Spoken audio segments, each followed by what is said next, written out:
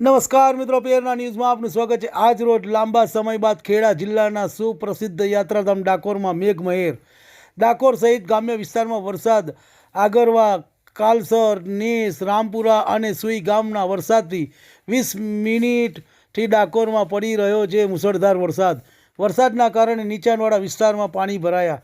ડાકોરના ઠાકોરના દર્શન કરવા આવતા યાત્રાળુઓ ઢીચણ સુધી પાણીમાં પસાર થઈને કરે છે દર્શન। ભારે ઉકળાટ બાદ લોકોને મળી વરસાદના કારણે રાહત। રિપોર્ટ રવિ સાધુ। તમને અમારા સમાચાર પસંદ આવ્યા હોય તો લાઇક, શેર, બેલ આઇકોન અને સબસ્ક્રાઈબ કરો।